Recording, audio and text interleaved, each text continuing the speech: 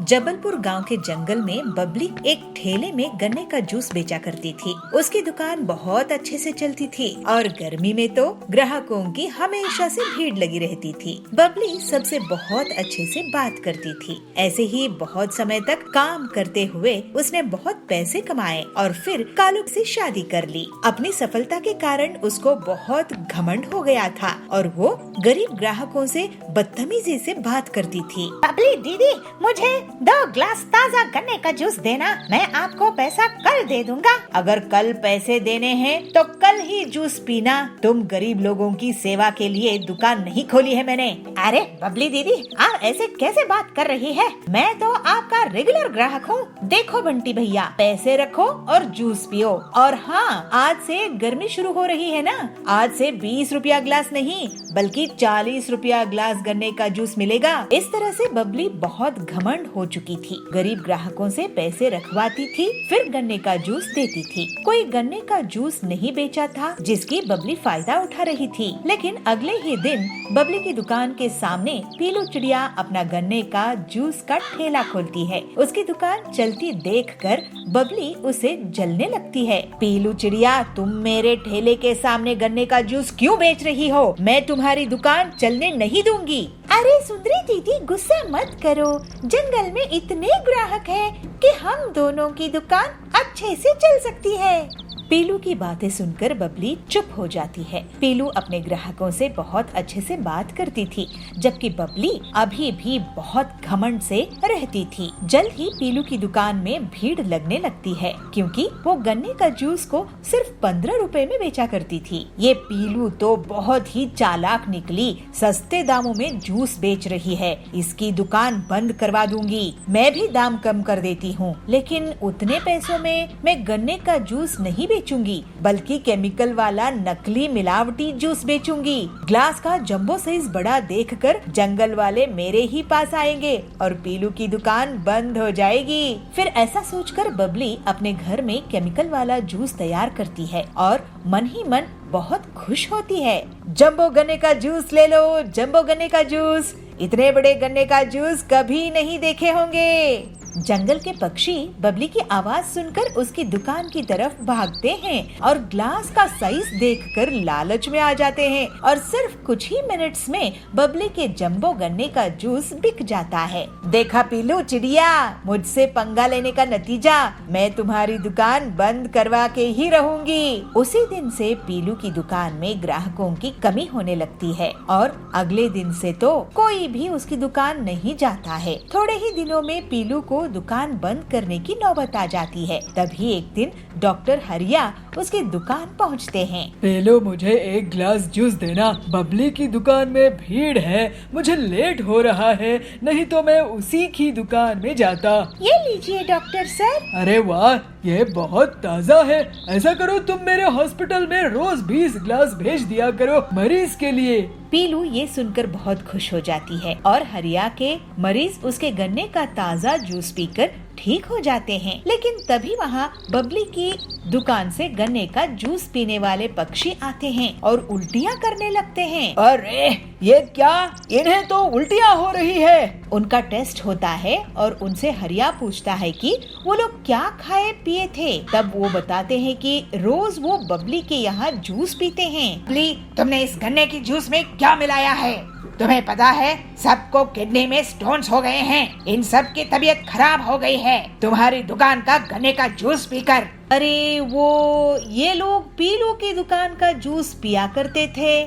फिर हरिया बताता है कि पीलू की दुकान के जूस से उसके बीमार मरीज ठीक हो गए हैं। इसके पहले बबली कुछ बोल पाती, सभी पक्षी उसको घेर लेते हैं। बबली, तुम हमसे इतना सारा पैसा लेती हो गन्ने के जूस का, लेकिन ये जहर बेच रही हो। वो पीलू कम दाम में भी हमें स्वादिष्ट और सेहतमंद गन्ने का जूस पिलाती है। अब तुम्हें इसका हर्जाना भुगतना होगा। ऐसा कहकर सभी पक्षी बबली को पुलिस के हवाले कर देते हैं। पीलू पूरी ईमानदारी के साथ स्वादिष्ट गन्ने का जूस बेचना जारी रखती है और जंगल वाले उसकी बहुत तारीफ करते हैं। अब जंगल में बस उसी की गन्ने का जूस का दुकान थी। बबली अपने लालच के कारण सजा भुगत रही थी। पीलू और बाकी लोग अब हंसी खुशी रहने लगते हैं। एक शहर में चीनू नाम का बंदर अपनी बहन सिम्मू और मम्मी पापा के साथ रहता था। उनके स्कूल में उन्हें उनके टीचर ने पेड़ों का महत्व बताया और उन्हें पेड़ लगाने के लिए कहा। पापा, हमें आंगन में पेड़ लगाने चाहिए। हमारे टीचर ने हमें बताया कि पेड़ बहुत जरूरी होते हैं और इनसे हमें फल और ऑक्सीजन मिलती है। सही कहा बच्चों, तुम्हारे टीचर ने तुम्हें सब सच ही बताया। वैसे तुम बताओ, तुम किस किस का पेड़ लगाना चाहते हो? पापा, मैं तो अनार का पेड़ लगाना चाहता हूँ। पापा, मैं आम का, क्योंकि मुझे आम खाने को मिल जाएंगे ना। ठीक है, कल हम सभी आंगन में पेड़ लगाएंगे। अगले दिन पापा मम्मी बच्चों के साथ मिलकर पेड़ लगाते हैं। सिम्मू और चीनू सबसे पहले मिट्टी खोदते हैं और उसमें एक एक करके पेड़ बो देते हैं और फिर उसके ऊपर पानी भी डाल देते हैं। पेड़ों को पानी देने के बाद सिम्मू और चीनू घर आ जाते हैं और अपनी पढ़ाई करने लगते हैं। ऐसे ही रात हो जाती है। भाई, कल सुबह तक मेरा पेड़ बड़ा हो जाएगा ना? पता नहीं सिम्मू। तभी उनकी मम्मी उनके पास आती है। बच्चों, ये पेड़ इतनी जल्दी नहीं बढ़ते, इन्हें बढ़ने में टाइम लगता है। और चलो, अब बहुत रात हो गई है, तुम भी सो जाओ। बच्चे सो जाते हैं, पर सिम्मू अपने आमों के बारे में सोच रही थी। तभी वो देखती है कि उसका आम का पेड़ तो बहुत बड़ा हो गया है और उस पर तो बड़े बड़े आम भी आने लगे हैं। ये देख सिम्मू बहुत खुश हो जाती है। तभी पेड़ कहता है, सिम्मू, तुम बहुत अच्छी लड़की हो और तुमने मेरा बहुत ख्याल रखा है, इसलिए तुम मेरे आम खा सकती हो। जितना खाना चाहो उतना खा सकती हो। सच में? सिम्मू जैसे ही एक आम तोड़ने लगती है तो वो देखती है कि बहुत सारे पक्षी उस पेड़ पर आकर बैठ गए हैं और उस पेड़ के आमों को खाए जा रहे हैं और खाते खाते सारे आम खा जाते हैं। सिम्मा, सारे आम तो ये पक्षी खा गए, मुझे माफ कर दो, मैं तुम्हें अब एक भी आम नहीं दे सकता। लेकिन मैंने तो पेड़ लगाया था ना, तुम्हें जीवन दान दिया था और मुझे ही तुम आम खाने से मना कर रहे हो। ये सही बात नहीं है पेड़। सिम्मू रोने लगती है। तभी उसकी मम्मी उसको नींद से जगाती है। अरे सिम्मू, तुम रो क्यों रही हो? क्या हुआ मेरी बच्ची? मम्मी, मैंने देखा मेरे आम का पेड़ बोल रहा है और मुझसे बात कर रहा है और उस पर आम भी आ गए हैं। लेकिन मम्मी, पक्षी मेरे पेड़ के सारे आम खा गए और मेरे लिए एक आम तक नहीं छोड़ा। ये गलत बात है ना मम्मी? लेकिन बेटी, तुम्हारे पेड़ पर तो कोई आम नहीं आए और ना ही किसी ने तुम्हारे आम खाए हैं। और बेटी, पेड़ कभी बात नहीं करते। चलो आओ, जल्दी से तैयार हो जाओ। सिम्मू खिड़की के बाहर झांकती है तो देखती है कि उसका पेड़ तो छोटा ही है। इसका मतलब उसने जो कुछ भी देखा था वो सब सपना था। लेकिन सिम्मू अपने पेड़ का बहुत ख्याल रखती है और उसके पास बैठकर उससे बातें भी करती है।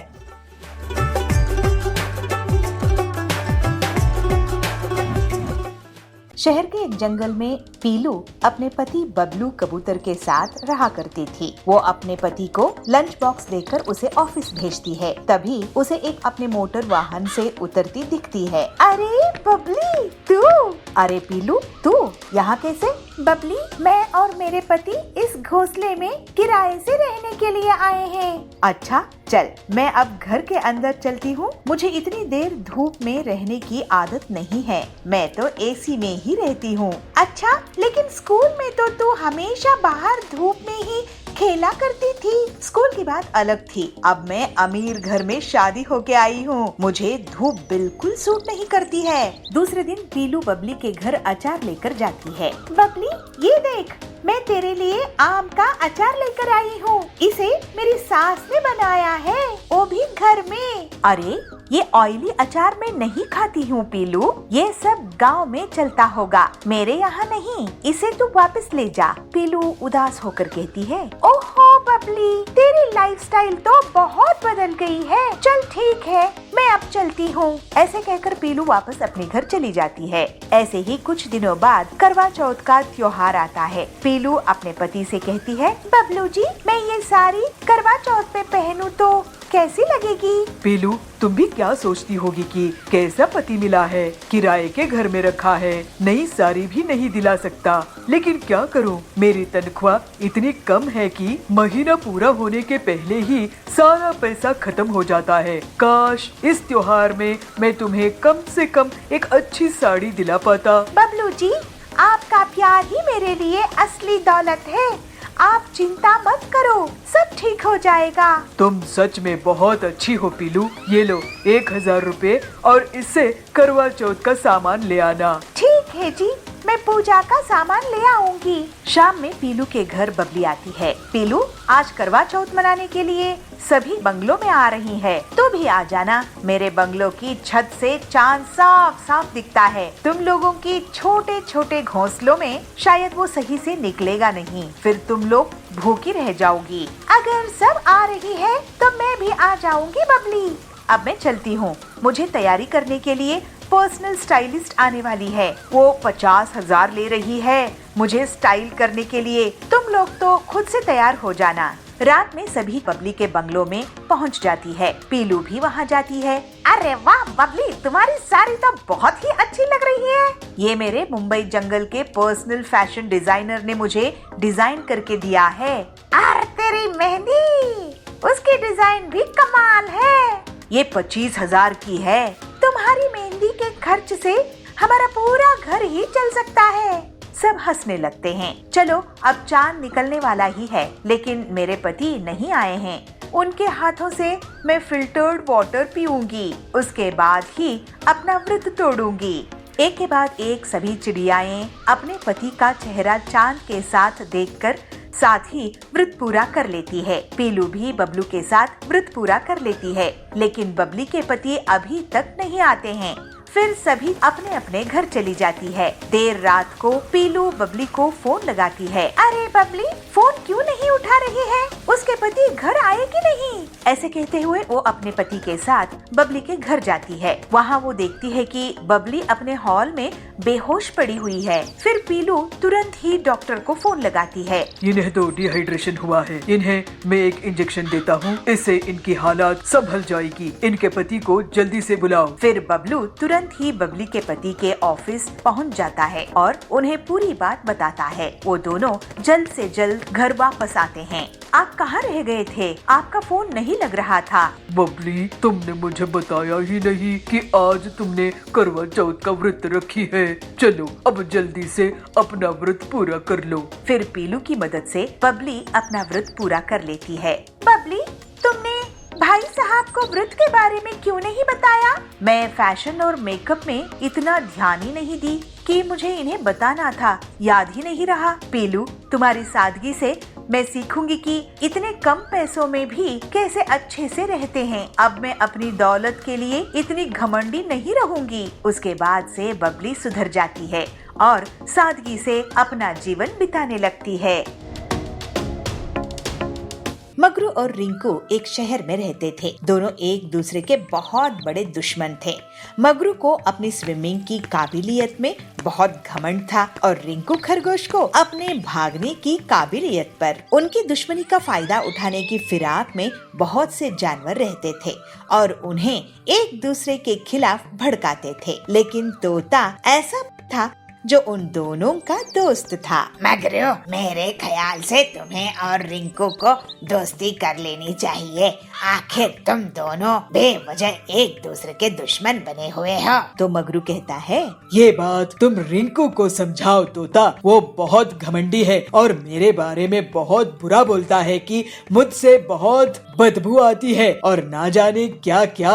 मैं रिंकू से बात करूंगा, लेकिन ये जान लो कि तुम दोनों को बाकी जानवर भड़काते हैं। फिर तोता रिंकू के पास जाता है। रिंकू, तुम और मगरू मेरे अच्छे दोस्त हो, इसलिए कह रहा हूँ दूसरों की बातों में मत आया करो और दोस्ती कर लो। मगरू मुझे नुकसान पहुँचाने के लिए तरकीब लगाता रहता है, मैं उससे दोस्ती नहीं कर सकता हूँ। दोनों तोता की बात नहीं मानते हैं। तोता दुखी हो जाता है और एक दिन वो बीमार पड़ जाता है। उससे मिलने के लिए मगरू और रिंकू आते हैं। मगरू, रिंकू, मेरे पास ज्यादा समय नहीं है। मुझे एक खास जड़ी बूटी की जरूरत है, लेकिन वो नदी के पार मैदान के अंदर मिलेगी। अगर मुझे वो दवाई नहीं मिली तो मैं खत्म हो जाऊंगा। ये सुनकर मगरू और रिंकू दोनों दुखी हो जाते हैं। मैं तुम्हारे लिए नदी पार करूंगा दोस्त, मैं स्विमिंग में बहुत माहिर हूँ। तो रिंकू कहता है, मैं तुम्हारे लिए जमीन के अंदर से जड़ी बूटी की दवाई निकाल निकाल लूंगा, मुझे गाजर निकालने की आदत है। और दोनों दवाई की तलाश में निकल पड़ते हैं। लेकिन जैसे ही रिंकू नदी के किनारे पहुंचता है तो देखता है कि नदी का पुल टूटा हुआ है। अरे, अब मैं कैसे नदी पार करूंगा? वहीं मगरू तुरंत नदी में डाइव मारकर नदी पार करने लगता है। तुम किसी काम के नहीं हो रिंकू। रिंकू बहुत मुश्किल से पुल की लकड़ी के सहारे डूबते डूबते बचता है और नदी पार करता है। नदी पार करने के बाद मगरू मिट्टी खोदने लगता है, लेकिन मिट्टी उसकी आंख में, नाक में घुस जाती है और उसके नुकीले पंजों से जड़ी बूटी को भी नुकसान होने लगता है। तुम्हारी मूर्खता के कारण जड़ी बूटी खराब हो रही है मगरू। फिर रिंकू अपने हाथों से बहुत सावधानी के साथ मिट्टी खोदकर जड़ी बूटी निकाल लेता है। दोनों फिर नदी के पास वापस जाने के लिए पहुंचते हैं। तुम नदी में डूब जाओगे, मुझे जड़ी बूटी दे दो। तुम्हारे तैरने से जड़ी बूटी भीग जाएंगे, जड़ी बूटी तुम्हें नहीं दे सकता। दोनों सोच में पड़ जाते हैं और फिर देखो, मैं तुम्हारे बिना नदी पार नहीं कर सकता। और मैं तुम्हारे बिना जड़ी बूटी को बिना खराब किए वापस नहीं लेकर जा सकता। फिर मगरू की पीठ पर रिंकू सवार होकर नदी पार कर लेता है और जड़ी बूटी सुरक्षित तोता के पास पहुंच जाते हैं। तुम दोनों ने क्या मिलजुल कर ये काम किया है? हाँ, तुम्हारी दोस्ती के लिए हम दोनों ने अपनी दुश्मनी भुला दी। हमारी दुश्मनी से बढ़कर तुम्हारी तबीयत बड़ी है तोता। बहुत अच्छे मेरे दोस्तों, मैं तबीयत खराब होने का नाटक कर रहा था। मैं देखना चाहता था कि तुम दोनों मेरी दोस्ती निभाते हो कि अपनी अपनी दुश्मनी, और तुम दोनों ने ये साबित कर दिया कि तुम भी दोस्त बनकर रह सकते हो। और फिर मगरू और रिंकू समझदारी दिखाते हैं और अच्छे दोस्त बन जाते हैं और अब उन्हें कोई भी एक दूसरे के खिलाफ भड़का नहीं सकता था। कभी भी सिर्फ दूसरों के कहने पर किसी को अपना दुश्मन नहीं मान लेना चाहिए। एक गांव के जंगल में पिंटू गेंडा रहता था। उसे अपने नाक की सींग पर बहुत घमंड था। जब भी वो अपनी नाक की सींग देखता उसे बहुत अच्छा लगता था, लेकिन पिंटू को अपनी मोटी खाल पर दुख होता था। वाह, क्या नाक की सींग मेरी! ऐसी बड़ी बड़ी सींग के लिए तो बहुत सारे गेंडे तरसते हैं। मेरी जैसी सींग तो अच्छे अच्छे अमीर गेंडों के पास नहीं होती है, लेकिन मेरी खाल इतनी मोटी क्यों बना दी समझ नहीं आता। काश मेरी खाल पतली होती तो ये सींग और भी खूबसूरत लगती। एक दिन उस गांव के जंगल में शेर घुस आता है और वो वहाँ के जानवरों के ऊपर हमला करके उन्हें नुकसान पहुँचाने लगता है, जिससे सभी जानवर शेरा से बहुत डर जाते हैं। अरे ये शेरा कहाँ से आ गया है? वो तो बहुत ही खूंखार और खतरनाक है। कल मुझ पर हमला करके मुझे घायल कर दिया और मेरा सारा पैसा लूट लिया। ऐसे ताकतवर जानवर से तो मेरा कभी सामना नहीं हुआ। अगर ऐसा वो तुमको हरा सकता है भल्लू भाई, तो मुझ जैसे छोटे जानवरों को तो ये गांव छोड़कर ही जाना पड़ेगा। ये सब पिंटू सुन रहा था। तब छोटू की नजर उस पर पड़ती है। पिंटू भाई, उस मुसीबत से तो तुम ही बचा सकते हो। मैं क्या कर सकता हूँ छोटू, बताओ मुझे। तुम्हारी खाल इतनी मोटी है कि वो तुम पर अगर हमला भी करेगा तो उसके हमले का तुम पर कोई असर ही नहीं पड़ेगा। फिर हम सब उसको मिलकर पकड़ लेंगे।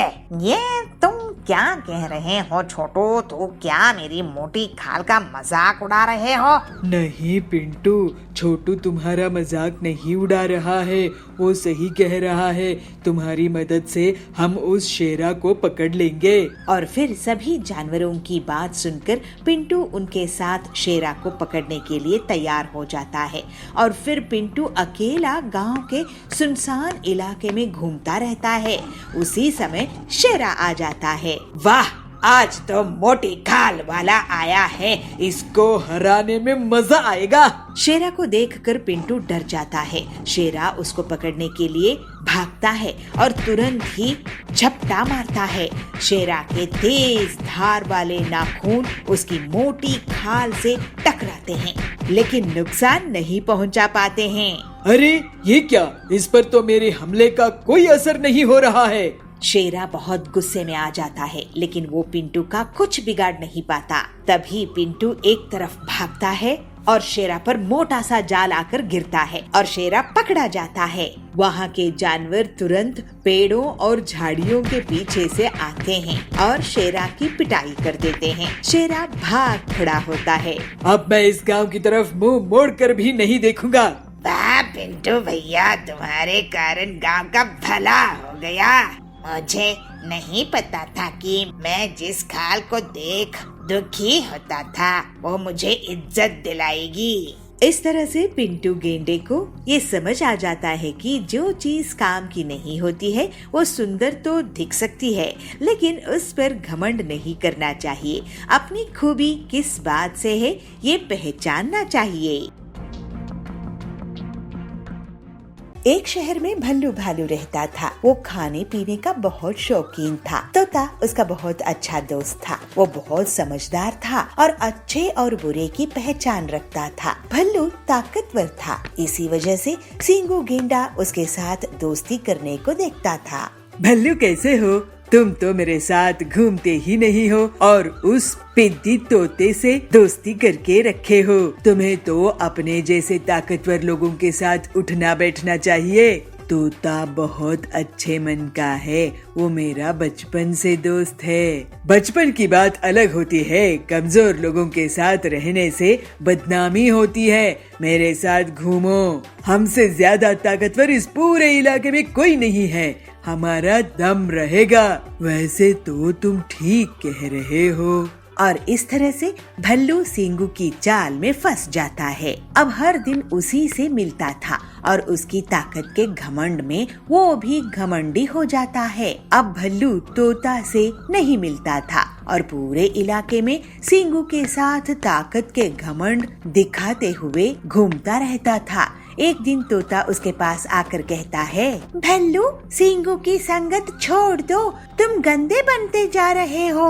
तोता, तुम छोटे हो, तुम ताकत का प्रभाव नहीं समझोगे। तुम्हारी मर्जी। भल्लू, पास में ही मगरू रहता है, उसको मछलियों की दुकान है। वो मुझसे मछलियों का पैसा मांग रहा है। चलो हम चलकर उसको सबक सिखाते हैं, उसकी पूरी मछलियाँ चुरा लेते हैं। तुम्हें उसने परेशान किया, अब तो हमें उसे सबक सिखाना ही चाहिए। भल्लू और सींगू मगरू के घर जाते हैं। मगरू उस समय नहीं था। भल्लू, तुम मछलियाँ चुराओ, मैं बाहर नजर रखता हूँ। कोई आएगा तो मैं तुम्हें आवाज दे दूंगा। और भल्लू मछलियाँ चुराने में लग जाता है। तभी वहाँ पर मगरू आ जाता है।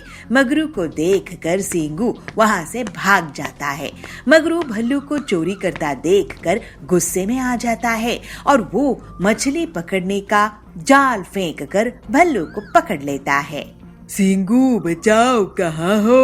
तुम्हारा दोस्त सींगू भाग गया है। भल्लू की बहुत पिटाई हो जाती है। तोता को जब पता चलता है तो वो वहाँ आ जाता है और भल्लू को मगरू से माफी मांगने के लिए कहता है। मुझे माफ कर दो मगरू भाई, मैं ताकत और बुरी संगत में बहक गया था। अगर तोता तुम्हारे लिए नहीं आता भल्लू तो तुम जेल में होते। मुझे माफ कर दो तोता भाई, तुम मेरे सच्चे दोस्त हो। मुझे बुरी संगत में रहने का नुकसान भुगतना पड़ा।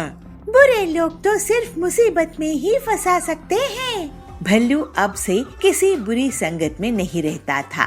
वो अब अपने ताकतवर होने का घमंड भी नहीं करता था और ये बात समझ गया था कि दोस्ती अच्छे लोगों से करनी चाहिए, बुरे लोग मुसीबत होते हैं।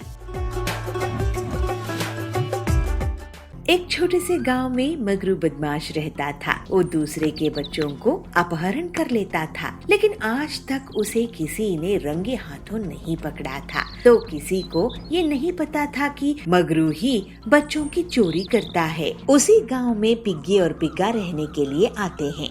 उनके 3 छोटे छोटे बच्चे थे। पिग्गा कहता है, बच्चों, हम काम से बाहर जा रहे हैं, तुम लोग घर को अंदर से बंद कर दो और जब हम आए तभी घर का दरवाजा खोलना। जी पापा।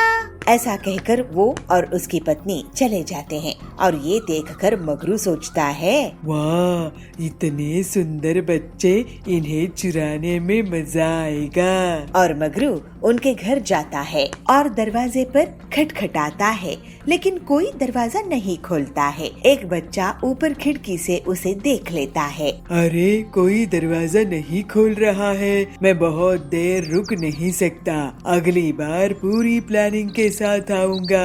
और वो वहाँ से चला जाता है। जब पिग्गा और पिग्गी वापस आते हैं तो पापा, मगरमच्छ अंकल दरवाजा खटखटा रहे थे, हमने दरवाजा नहीं खोला। लेकिन कम से कम ये पूछ लेना कि आप कौन हैं, इससे पता चल जाएगा कि वो किस काम से आए थे। और अगले दिन भी दोनों पति पत्नी अपने बच्चों को घर में छोड़कर उनसे घर को अंदर से बंद करने के लिए कहकर चले गए। दूर से मगरू ये देख रहा था और थोड़ी ही देर में वो उनके घर जाता है। बच्चों, दरवाजा खोलो, मैं दूध वाला हूँ, मैं दूध बेचता हूँ। लेकिन मम्मी पापा नहीं है, आप शाम में आना।